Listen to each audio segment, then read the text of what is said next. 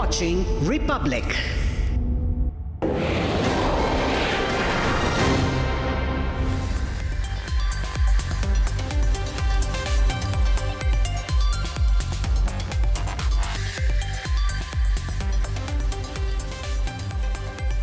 Hi there, good evening. Hope you had a great Sunday. And now it's time to look forward to the coming week. Welcome back to this week's edition of Looking Forward. This show is about stories that are shaping up over the coming days and weeks.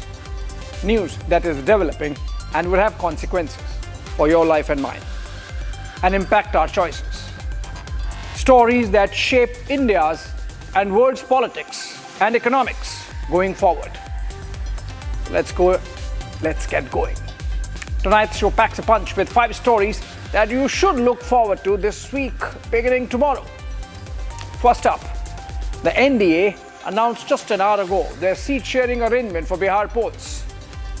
As we speak, the BJP brass is in a huddle to finalize their candidates to the first list. We take a look at the alliance positions and the campaign on the ground from Patna. Second story is on a proud moment for India coming this week on October 17th. The induction of indigenous light combat aircraft LCA Tejas Make 1.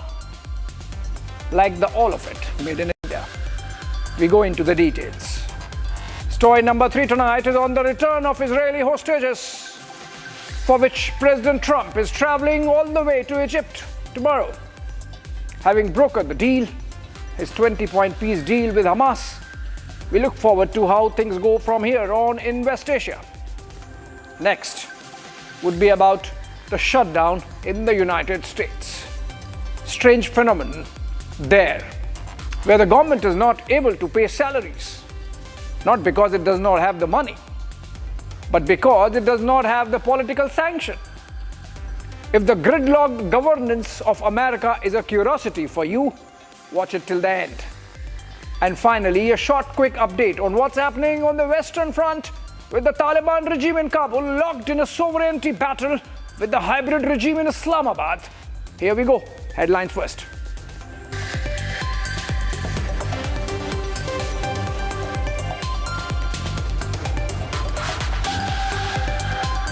NDA settles seat-sharing formula for the upcoming Bihar elections. BJP and JDU settle for equal numbers, 101 seats each. Chirag Paswan's LJP gets 29 after giving his alliance partners a scare. Jitan Ram Manjhi's Hindustan Awam Morcha and Upendra Kushwaha's RLM get 6 seats each. The last state to file nomination for Phase 1 is October 17.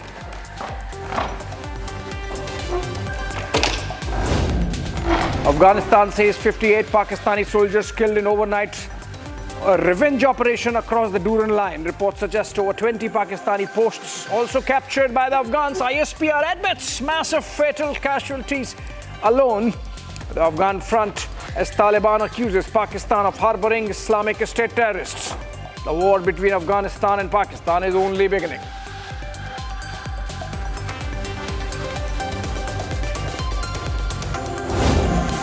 He was studying in a private medical college. So all the private medical college, whose responsibility? How they came out in the night at 12:30?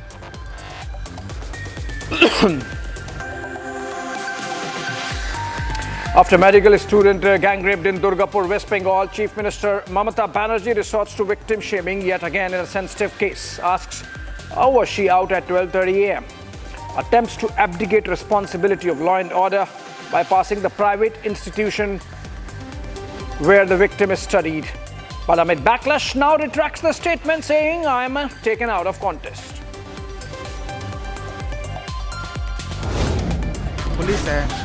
Police अपना काम करी, हम अपना काम कर रहे हैं। Third accused Saiful है, उसके बारे में आपको कोई जानकारी है? उसकी हमको कोई जानकारी। वो लोग साथ में मिलके काम कर रहे थे? कोई जानकारी नहीं, मुझे उनकी कोई जानकारी नहीं। आप सिर्फ जावेद हबीब? यस। हमें पुलिस पे पूरा भरोसा है। Over 23 FIRs booked in an alleged crypto fraud case. Celebrity hairstylist Javed Habib and his son Anos Habib failed to appear before the Sambal police in investigation despite a lookout notice. Where is Javed Habib is the big question. Republic Conference's lawyers met with deafening silence. US President Donald Trump set to arrive in Sharm el-Sheikh in Egypt on Monday to sign the Israel-Hamas ceasefire deal. The 2:30 p.m. IST deadline looms over the peace in Middle East. All eyes on Hamas, on whether it returns all hostages safe and sound, or is there a final twist left in this penultimate chapter of the 3-year-old Israel-Hamas war.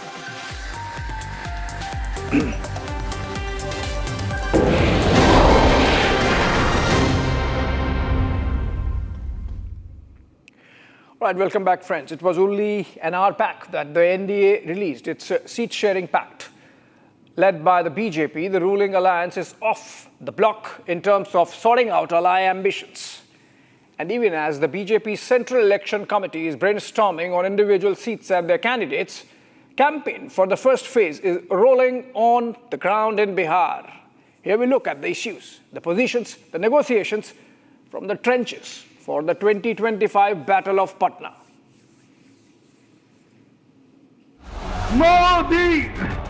Modi! Bihar polling dates announced. Voter list is ready. Election Commission is on the front foot. And nominations window is wide open.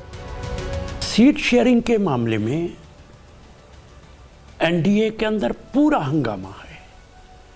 Amit Shah ji खुशामद करने पे लगे हैं। रामविलास पासवान के बेटे मानने को तैयार नहीं हैं। बुनियादी तौर पे भारतीय जनता पार्टी अपनी एलाइज की इज्जत नहीं करता है और इसका नुकसान आने वाले चुनाव में भारतीय जनता पार्टी को। In BJP, there is no MLA, there is no MP, there is no minister, there is no prime minister, nothing. First, they are karyakartas. So there is no question of anyone being sidelined. Everybody will work for the party and ensure that the party comes victorious in this coming election. Yet, the two main political formations, the ruling NDA and the opposition's India Alliance, were in a tizzy. BJP President JP Nadda was closeted with allies throughout the day, cajoling them to fall in line. Parliament में हमको एक seat मिली थी तो हम क्या थे नाराज थे।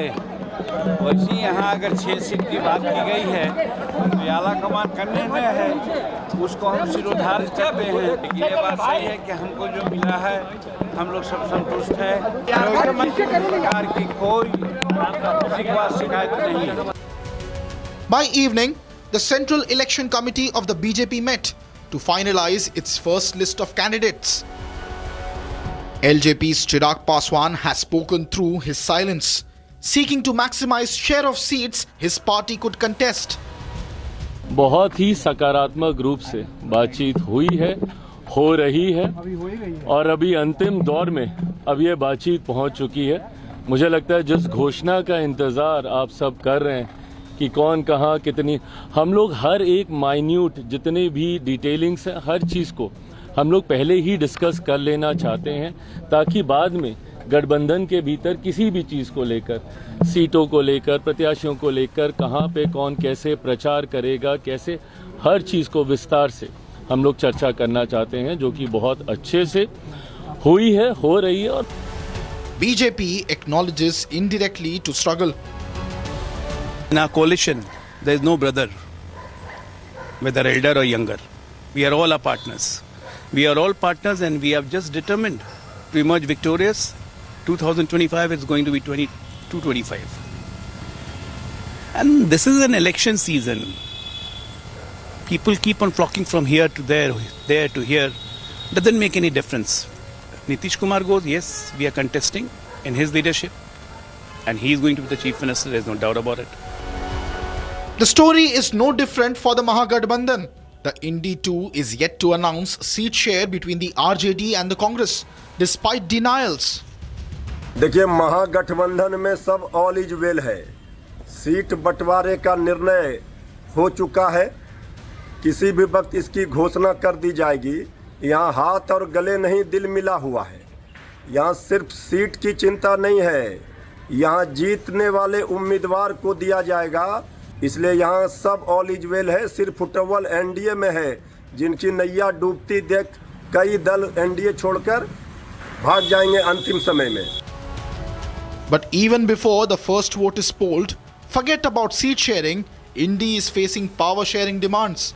The VIP of Mukesh Sahani has sought Deputy Chief Minister's chair. जहां तक वीआईपी प्रमुख मुकेश सहनी जी का सवाल है, उन्होंने अगर मांग की है तो इसमें बुराई क्या है? अति पिछड़ा समाज के लोग क्यों नहीं हो सकते उप मुख्यमंत्री? लेकिन ये निर्णय सभी दल के नेता बैठकर ले लेंगे, इसमें कहीं कोई कंफ्यूजन नहीं है। सबकी चाहत होती है, सब पार्टी दल के नेता कार्यकर्ता की चाहत होती है कि वो बड़ा पद मिले उनके नेता को, मुख्यमंत्री बने, उप मुख्यमंत्री बने, इसमें कोई हर्ज नहीं है। Then there is the new entrant, Prashant Kishore-led Jan Suraj, seen as a vote katua or a vote cutter this election. Somebody cutting or eating into our vote, somebody eating into somebody's other's vote. This again is not a concern for us. Nobody can eat into our vote. Because people vote for us because they have trust in us, they have faith in the leadership of Nitish Kumar and Narendra. We are going to cut both parties' vote. You know, generally the political parties are calling us vote katwa, and we are proudly saying we are vote katwa. But we are going to cut enough vote from the both segments that we are going to come to the power. And actually not we, the people of Bihar for the first time in last 40 years are going to come to the power. And that's why we have called our party, or we have named our party Jan Suraj. Jan means Janta and Suraj means governance, people's good governance. With no alliance pressure, Jan Suraj was first off the block to announce its list of candidates. We are partnering with people of Bihar. See what Bihar has got in last 35 years when they have actually voted for caste and religion. Parties have come and they have requested people, they have asked people to vote in the name of the caste, in the name of the religion. So for the first time in the last 35 years, you know, Bihar core focus, core agenda this time for the women of Bihar, for the youth of Bihar, for the children of Bihar is education, unemployment, stopping forced migration, and really making Bihar corruption free. The Nitish government's cash dole scheme for women is also facing opposition ire. Election से कुछ दिन पहले आप ऐलान कर रहे हैं, 5 साल से सो रहे थे। जब इलेक्शन आ गया, 2-4 हाथ जबकि लबेबाम रह गए, फैसले का वक्त आ गया है। ये तो कयामत का वक्त है, इसमें फैसला होगा। आपके 10,000 की बात कौन मानेगा बिहार के अंदर? अगर आपको ये करना था तो 5 साल पहले करते। जब श्री तेजस्वी यादव जी ने कहा कि हम बिहार की महिलाओं को 30,000 रुपये सालाना देंगे, तब ये सरकार 20 वर्षों में तो याद नहीं आई। सरकार ने कहा कि हम 10,000 देंगे, ये वोट खरीदने का कोशिश, प्रलोभन दिया गया, चुनावी सौगात है। चुनाव के बाद सब सरकार समीक्षा कर ये सब खत्म कर देगी, ये बात बिहार की जनता भी जानती है। इसलिए जुमलेबाजी वाली सरकार को इस बार वो 10,000 रुपये में हमारी माताएं बहनें अपनी वोट बर्बाद नहीं करेंगी। A VIP contest is shaping up. Raghopur, Tejasvi Yadav's seat. Prashant yesterday went to Raghopur, you know, to meet people because, you know, if you look at Raghopur, it has been a seat of, you know, 2 chief ministers and 1 deputy chief minister. And the kind of condition in which people are living is absolutely pathetic, to say the least. So, you know, again, Prashant whether fights from that seat or Prashant doesn't fight from that seat, that will be decided by the people of Raghopur. The RJD makes light of it. देखिए, राघोपुर की जनता सिर्फ विधायक नहीं, बिहार के मुख्यमंत्री को चुनेगी तेजस्वी यादव जी के रूप में। कुछ लोग शोर मचा रहे हैं मीडिया में जगह पाने के लिए। लोकतंत्र है, सबको अधिकार है। मुकाबला बिल्कुल साफ है, जनता श्री तेजस्वी यादव जी के साथ है। इसलिए कुछ लोग तेजस्वी जी पर बोलकर अपनी दिखा रहे हैं उपस्थिति। And the BJP believes that they would dethrone the RJD's prince this time around. What happens in Raghopur is none of our concern. We are going to win Raghopur. Tejasvi Yadav is going to lose badly from Raghopur. That's why he's searching for another safe seat. But let me tell you, there is no safety in Bihar in any of the 243 seats. If anybody considers that is going to be a safe seat for him, he's living in dreams. But here is the picture of what the formations would look like for you. The NDA has announced its seat sharing formula. This is how the numbers look. JDU to contest 101 seats alongside the BJP tied at 101. Chirag Paswan will get 29 seats, while Jitin Ram Manji's HAM gets 6 seats. Even RLM will get 6 seats. Similarly, for the Indie bloc, the RJD gets the lion's share of the seats, 134 to 138 seats on the radar, even as Congress might have to settle for just 55. Even as the left formations like CPIML would get 30-odd seats. The people of Bihar are watching.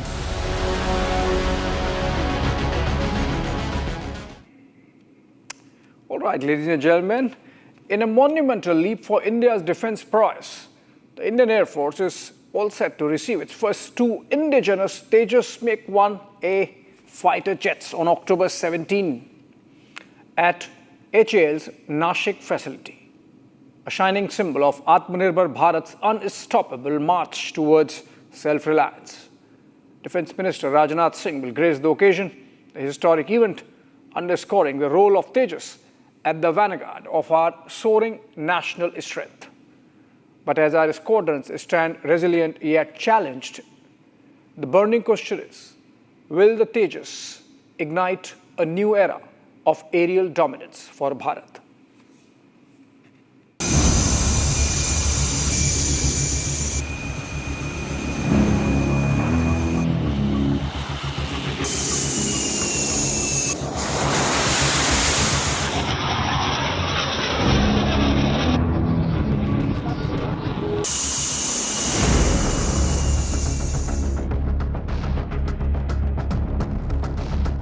Bharat's skies are claimed. हमारा तेजस aircraft Bharat की indigenous defence capabilities का शानदार उदाहरण बनने वाला है, यह मैं विश्वास के साथ कह सकता हूं. Overcoming every obstacle. ऐसा नहीं है कि हमें इस काम में समस्याओं का सामना नहीं करना पड़ा है, मगर हमने तय किया है कि हर समस्या का समाधान निकालेंगे और भारत में फाइटर एयरक्राफ्ट बनाने की पूरी कैपेबिलिटी निश्चित रूप से हम खड़ी करेंगे. In a defining moment for India's indigenous defense push, Hindustan Aeronautics Limited is set to deliver the first 2 light combat aircraft LCA Tejas Mark 1A fighter jets to the Indian Air Force on October 17th at its state-of-the-art facility in Maharashtra. This milestone handover ceremony will be attended by Defence Minister Rajnath Singh.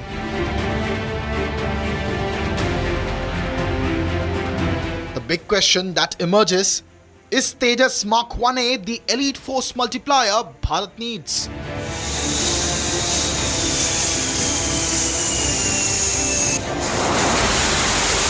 Tejas was developed as a lightweight multi-role fighter aircraft to replace the MiG-21s. But it was developed on lines of Mirage 2000. It gets a lot of its capabilities based on Mirage 2000. So its capabilities way more than what the recently phased out Bison had in the air fight. And so with the new AESA radar and the EW suite that it gets from Israel and some of the things that are indigenous, it will be able to do a multi-role mission. These deliveries are part of Rs 48,000 crore contract signed in February of 2021 for 83 Tejas Mark 1A aircraft, including 73 fighters and 10 trainers, one of India's largest indigenous defense procurement deals. HAL was to begin deliveries of 83 Tejas aircrafts to the IAF in February last year, but faced significant delays due to not enough GE 404 engine deliveries from the United States. Tejas has actually made a lot of, because of its delay, there's been a major capability gap which is developed. It was the contract for 83 aircraft was signed in February 21 with the delivery in 2024. And in 2024, Air Force was down to 31 squadron. Today, the Air Force is down to 29 squadron.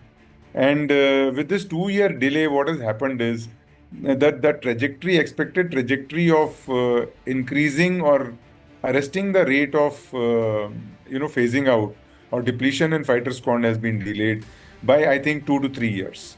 And the integration issues and the engine issue have been the major contributing factor. Even today, I think LCA with Astra 1 not fully integrated is fairly limited in its capability. And these delays are pinching. They are actually hurting the Indian Air Force. So far, HAL has already completed 11 Tejas Mark 1A single-seaters and 9 trainer aircraft. The Nashik plant is now targeting the delivery of 12 aircraft by the end of 2025 and additional units by March of 2026, signaling steady progress. But what makes Tejas Mark 1 an elite warrior in the skies? Let's decode the upgrades that position it as one of the world's most advanced light combat aircraft. Armed with AESA radar for razor-sharp detection, an unbreakable electronic warfare suite, and a digital cockpit that turns pilots into sky gods, Tejas Mark 1A boasts agility, reliability, and reduced life cycle costs tailored for IAF's elite needs. The GE404 IN-20 engine delivers exceptional thrust, making it a nimble predator in any theatre. Tejas is Bharat's pride, engineered for strategic supremacy. Strategically, Tejas Mark 1A isn't just a jet. It's the bulwark fortifying India's aerial frontiers against evolving threats. With the IAF operating at a precarious 29 squadrons, far below the sanctioned 42, the recent MiG-29 decommissioning post-Operation Sindoor, the squadron shortfall screams for urgent reinforcements. Experts warn that it could take 5 years to bridge this gap, but Tejas injects immediate indigenous firepower, replenishing depleted fleets and ensuring readiness for two front challenges.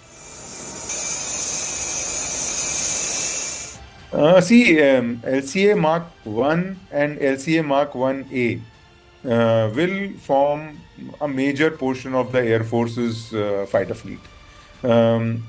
With all the aircraft, we will have about 220 LCA Mark 1s in Air Force when all deliveries are complete. And so the only other fleet which is bigger than this fleet would be the Su-30 with about 260, 270 aeroplanes. And so what would be expected out of LCA Mark 1A would be to take on a lot of tasking for the Air Force. And because it's a lightweight, easy to maintain and an indigenous aircraft, it is expected to deliver many more sorties per day than other aircraft. Defense experts estimate India needs parallel production lines for enduring readiness. Tejas Mark 1A as the immediate elite vanguard and India's AMCA as the stealthy future king. आज हम 5th generation aircraft बनाने की दिशा में भी आगे कदम बढ़ा चुके हैं. हम एयरक्राफ्ट का इंजन भी भारत में ही बनाने की तरफ बढ़ चुके हैं. हम लोग फ्रेंच कंपनी शेफ्रॉन के साथ इंजन मेकिंग का काम भारत में शुरू करने जा रहे हैं.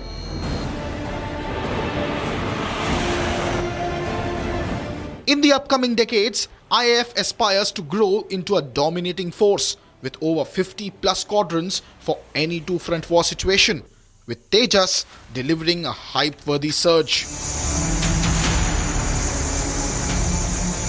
Deal for additional 97 Tejas Mark 1A fighters is already inked, with deliveries expected from 2027 or 2028, showing that the Ministry of Defence has thrown its full weight behind the Tejas project. As Tejas takes it to the skies, it doesn't just deliver jets, it ignites the unyielding spirit of Atmanirbhar Bharat. This is no mere milestone. It's the roar of a resurgent nation. Bharat's skies are ours, forever vigilant and eternally victorious.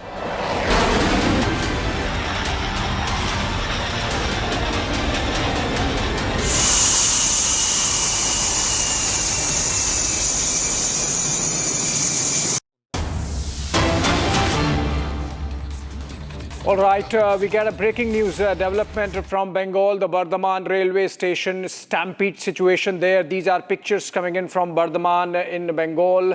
This happened just a while back after a sudden rush of passengers trying to board. Multiple trains led to a stampede. At least 12 passengers are reportedly injured. The number could go up because if you look at these pictures, while on the face of it, it seems that the people are just coming down, but there are many number of people who have fallen down, and these people could be walking on top of them. And there is a crisis situation panning out. This happened on the staircase between platforms number 4 and 5. And according to eyewitnesses around the evening, 3 trains were stationed simultaneously on platforms number 4, 6, and 7. As passengers hurried to catch their respective trains, the narrow staircase became overcrowded, leading to panic and pushing and shoving, ultimately leading to a stampede. Several passengers fell, triggering the stampede, and all injured, we are told, have been rushed to the Bardaman Medical College and Hospital, where they are currently receiving treatment. As of now, information suggests there are no casualties, thankfully, and this seems to be the situation as of now. Stampede situation, and those who would recall the stampede at the New Delhi railway station, or the Kumbh, or in recently in Chennai, which led to 41 deaths during a rally of actor turned politician Vijay of the TVK, and then before that in Bengaluru, which had led to the loss of lives of about 20 plus. And similar situation now. Seems like 3 trains arrived at the same time with a similar departure time, and the build-up of crowd led to a stampede on the stairway between platforms number 4 and 5 at the Bardaman railway station in West Bengal. All right, as and when there is an update, we'll come back to it, ladies and gentlemen. But moving on for now. Yesterday night, Pakistan was hammered all across its western borders along the Durand line by Afghanistan. Visuals coming out of the clash clearly show the on-ground superiority of the Afghan forces. In a way, it's a classic case of chickens having come home to roost. Pakistan's deep state fathered Taliban. Today, Taliban blamed the ISI for creating trouble in Afghanistan. And no sign that the Durand line is going quiet anytime soon.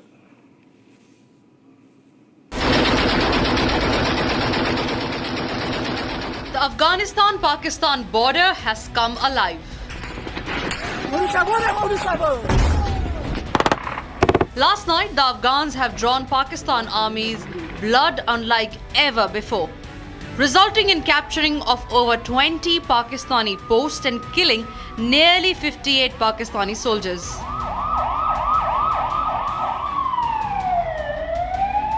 د تیرې شپې عملیات افغانستان اسلامي امارت لخوا نه پیل شول، هغه انتقامي عملیاتو چې دوی د نقض د حریم ځواب وویل شو چې زموږ حریم دوی نقض کړی او دا بریدونه پر ټول امتداد د کرښې کې اجرا شول.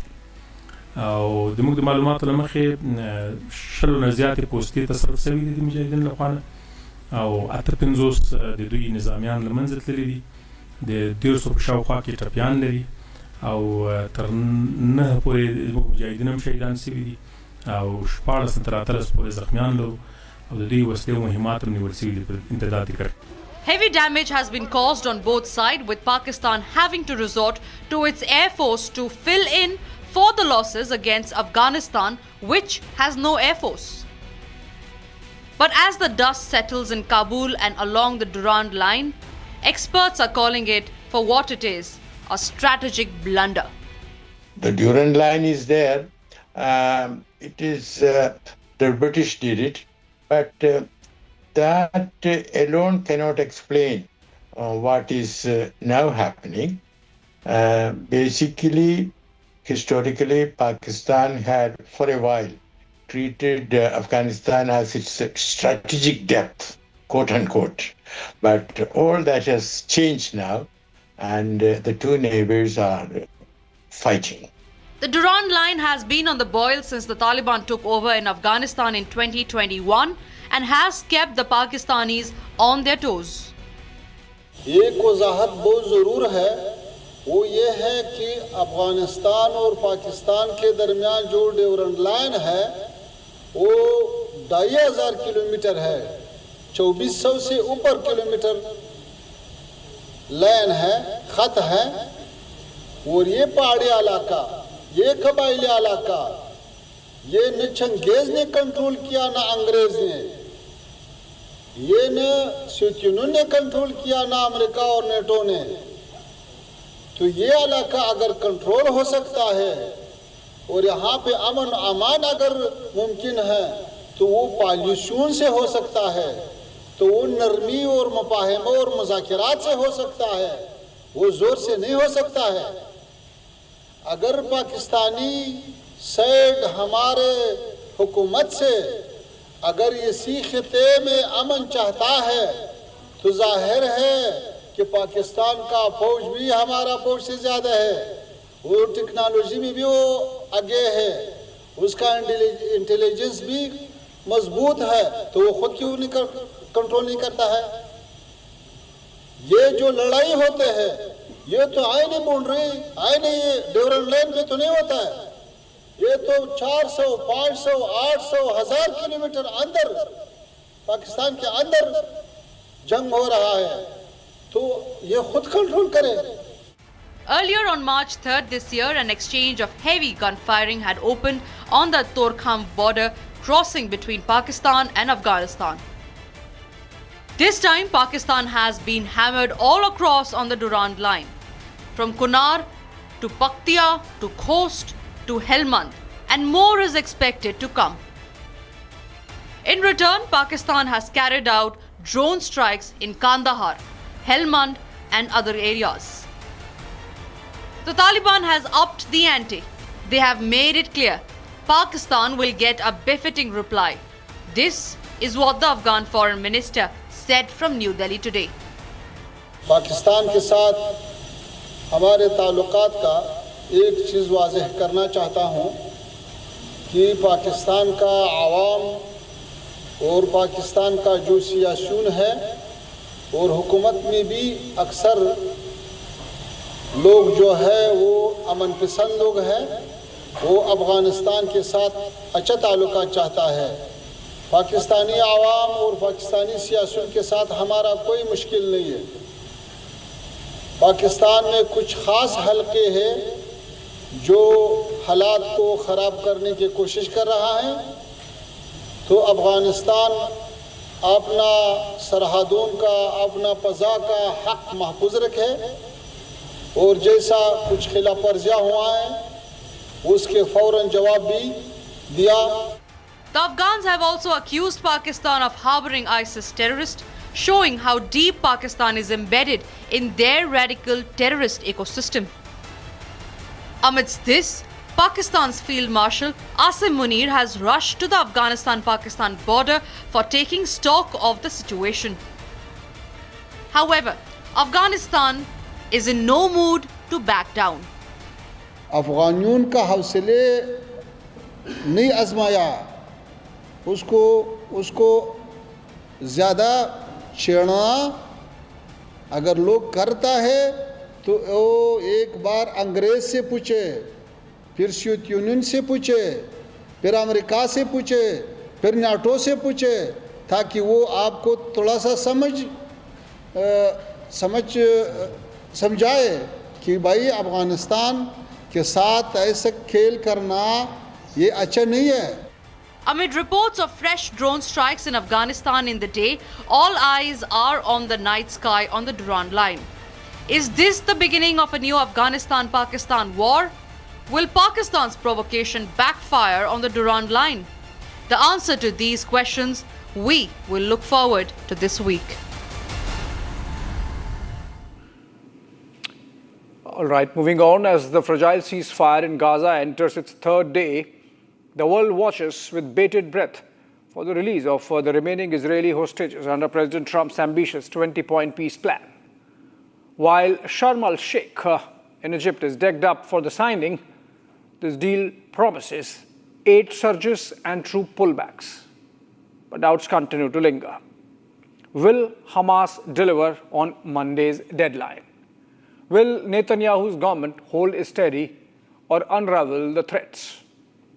And if it all collapses, what fate awaits the 50-odd living hostages and Gaza's shattered millions? Take a look.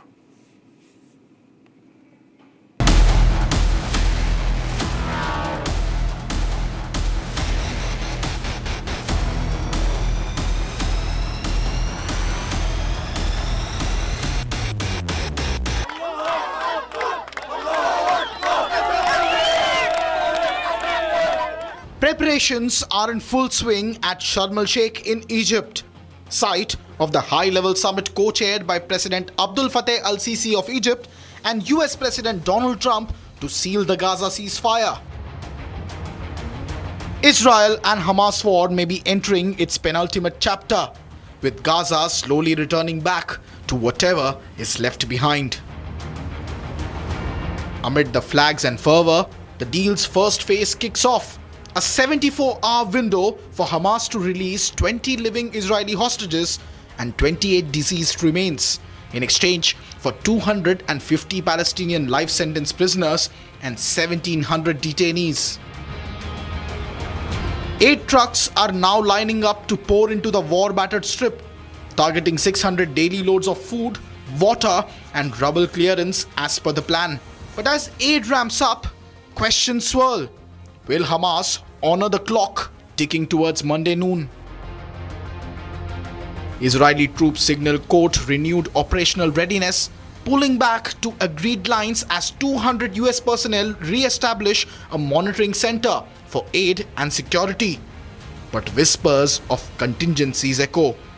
If Hamas delays, will Netanyahu torpedo the truce? Joy flickers in Gaza as Hamas has pledged to adhere to the Monday deadline. Children dance amid debris, but families in Tel Aviv cling to anxiety. Will all 20 living hostages emerge safe?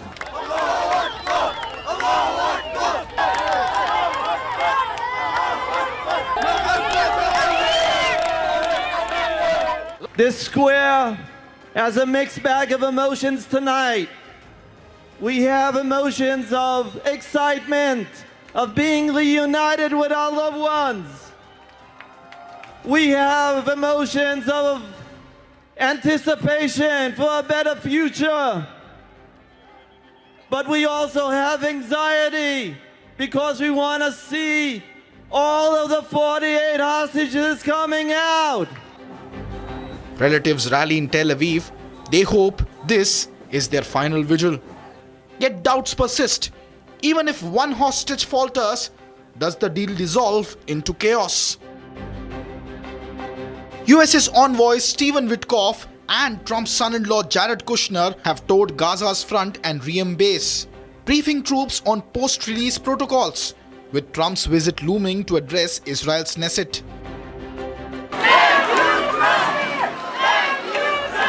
Thank you. Thank you.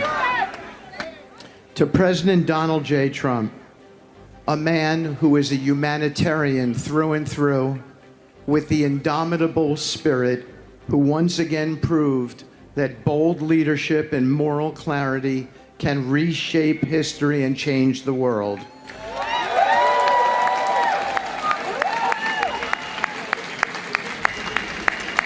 We all owe a debt of deep gratitude to President Trump. While cheers for Trump echo in Tel Aviv, Hamas eyes Trump's sustained pressure on Netanyahu for compliance.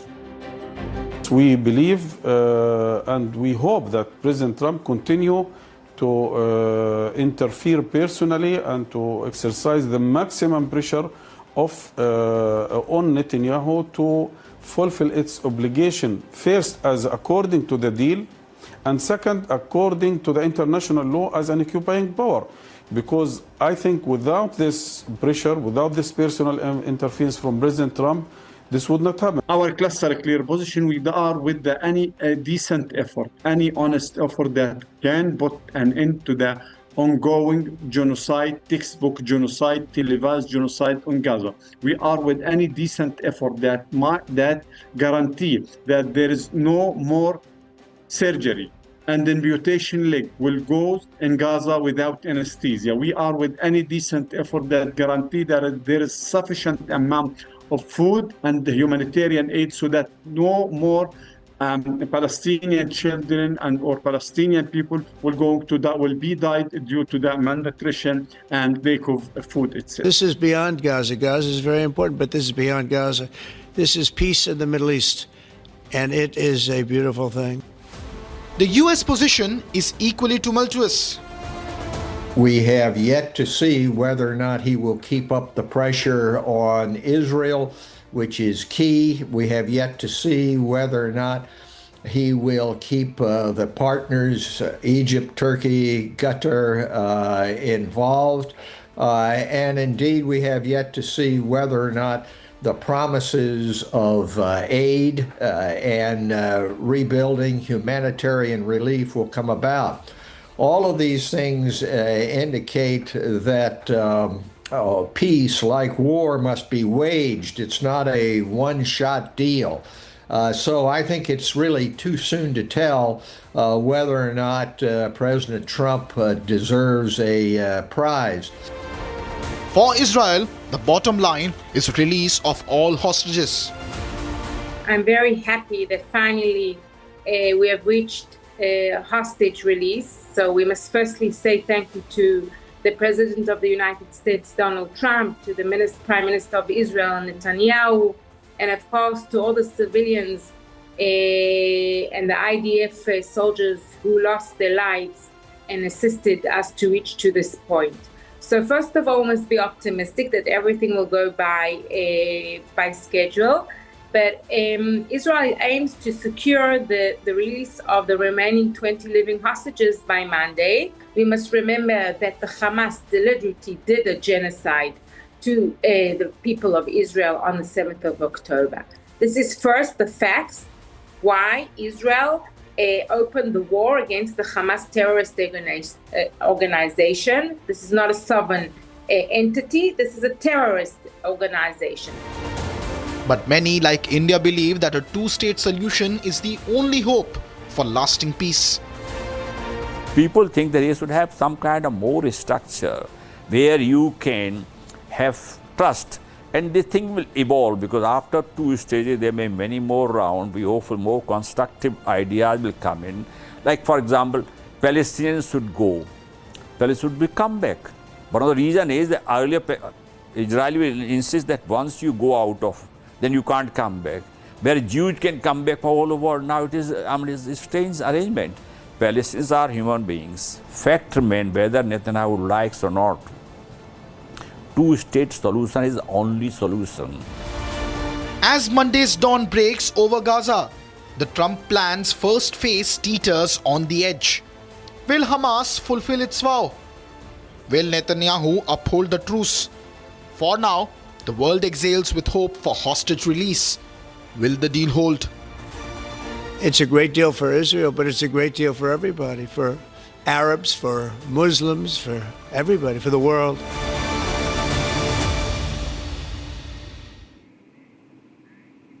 All right, the last one, friends, tonight.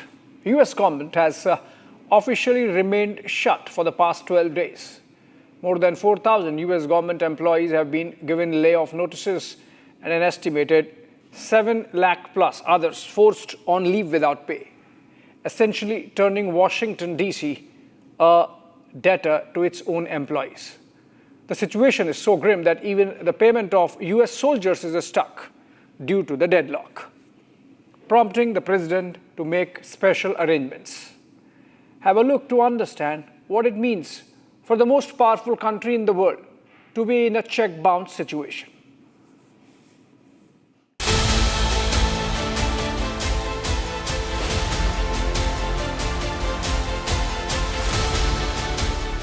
It has been 12 days since the United States government officially shut down.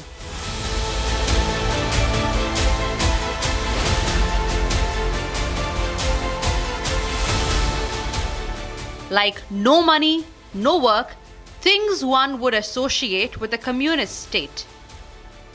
More than 4,000 United States government employees have been given layoff notices and an estimated 750,000 others forced to leave without pay. The situation is so dire, even soldiers are not getting paid, prompting President Trump to get into a rescue act. Anand Ahuja, a legal voice in the United States, explains the constitutional nuances of what a government shutdown means and the consequences.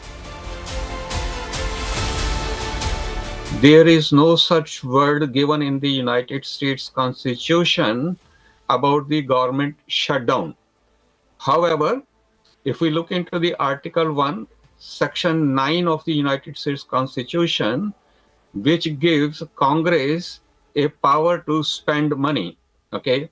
So under that United States Constitution, Article 1, subsections 9, which gives Congress a huge power with respect to its purse, with respect to its spending money. Under that particular Article 1, subsection 9, Congress has a power to make sure, number one, the fiscal year which starts on October 1, that budget is applied to whatever their expenses, whatever their main expenditures are. So under that particular power of Congress, then if that budget is not passed, you can go in for shutdown of the government. Government employees who are basically working in essential services, and the second part of the government employees who are working in non-essential services. You have to keep in mind, during the furlough period, non-essential employees, they do not work at all. The essential employees, they are being forced to work because those are such services. And for example, you are in military, right? So you cannot, and God forbids war takes place. You cannot say that since government is shut down, I am not being paid, so I am not going to perform my services. Say for example, air traffic controllers. So essential services like those employees who are performing essential services, they still have to continue working. The only issue is that they are working now during the period of shutdown when they are not being paid. At the heart of this shutdown drama, a standoff between the Republicans and the Democrats. Trump wants to tariff and spend, spend and spend for his big, beautiful budget. Well, the Democrats want to shut it down, so when you shut it down, you have to do layoffs. So we'd be laying off a lot of people that are going to be very affected, and the Democrats, they're going to be Democrats. As you know, this country, no country can afford to pay for illegal immigration, health care for everybody that comes into the country, and that's what they're insisting. And obviously, I have an obligation to not accept that. That would affect everybody. Democrats say not over their showpiece policies like Obamacare. Listen to Troy Blackwell for the Democrat point of view on the situation. What's happening right now is that in that bill, Democrats are asking for an extension of subsidies, certain tax benefits for those who are on what we call Obamacare, which is basically protections for those who are uninsured or those who are on public health insurance, such as Medicaid. What's happening with that is that Republicans do not want to extend those tax credits, those subsidies for the American people.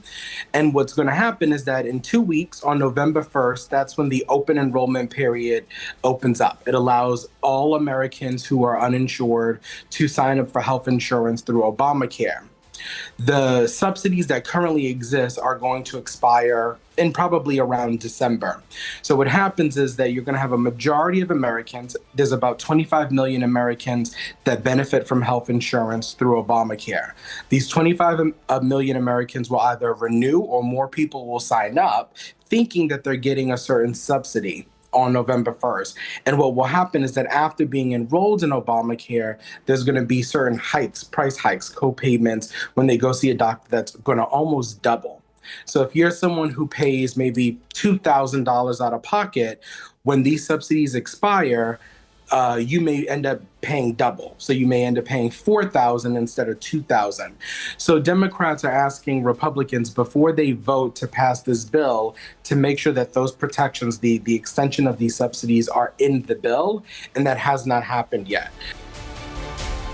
What Troy says about cuts on Democrat programs, Trump has been advocating openly.